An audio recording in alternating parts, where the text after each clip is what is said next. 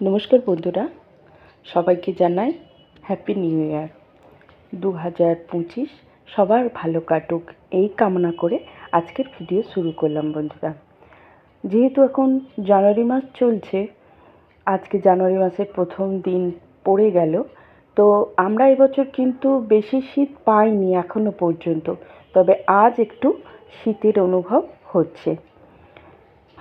এই শীত কম হওয়ার জন্য আমরা শীতের গাছগুলোকে কিন্তু ঠিকঠাক করে যেটা বাড়ন্ত এবং অনেকটা ফুলে ভরা গাছ কিন্তু ঠিকভাবে অনেকেই একটু করতে সমস্যা হচ্ছে আমাদের।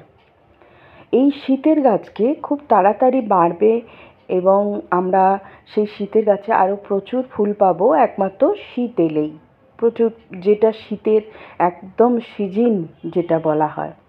তো এই শীতের সবচেয়ে সমস্ত ফুল যখন করছি, তার মধ্যে কিন্তু শীতের আর একটা ফুল হলো ক্যালেন্ডুলা ফুল। আমরা অনেকেই জানতে চেয়েছো যে এর পরিচর্যা কি করা যায়।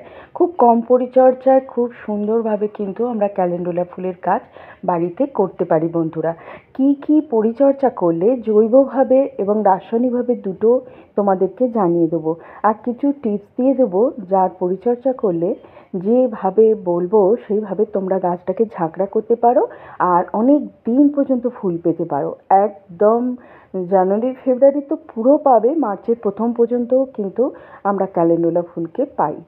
প্রথমেই বলবো যে গাছ তোমরা গ্রো ব্যাগে বসাও বা মাটির টবেই বসাও, যেটাতেই বসাও স্বাচ্ছন্দ্য বোধ করে প্রতিটাতে। কিন্তু যেহেতু আমরা সমস্ত গাছেই জল, শীতের গাছ একটু গাছে ফুল গাছে আমরা জল মেপে দিই, সেইভাবে তোমাদের জল দেখে দিতে হবে এবং মাটি উস্কাতে হবে। ভালোভাবে মাটিকে খুঁচকিয়ে দিতে হবে, সে টবের হোক বা গ্রো ব্যাগ হোক। শীতের জনপ্রিয় তরল সার হচ্ছে খোল জল, যেটা আমরা সরিষার খোলকে 4 দিন পচিয়ে তাকে খুব 100 গ্রাম খোল জলকে পচিয়ে সেটা পুরো 10 লিটার জলে মিশিয়ে অনেকটা তরল পাতলা করে আমরা প্রতি সপ্তাহে একদিন এইসব গাছে আমাদের দিতেই হবে, কারণ খোল জল ছাড়া এই গাছ বাড়ন্ত হবে না।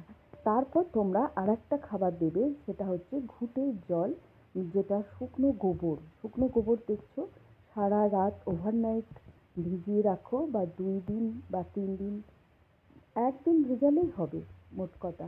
সেটাকেও তোমরা ভিজিয়ে ওইভাবে জলটাকে ছেঁকে নিয়ে একটু বেশি জলে মিশিয়ে তোমরা এই গাছে দাও। জৈবভাবে এই দুটো সপ্তাহে 2 দিন এই তরল সার দিলেই তোমাদের গাছে অসংখ্য ফুল হবে।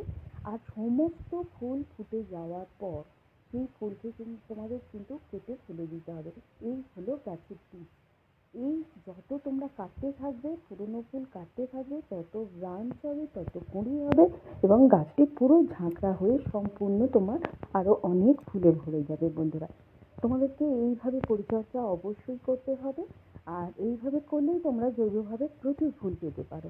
তবু তোমরা আরও বেশি যারা ফুল পেতে চাইছো, রাসায়নিক আমি একটা সার বলে দেবো, একটা সারেই তোমাদের হয়ে যাবে।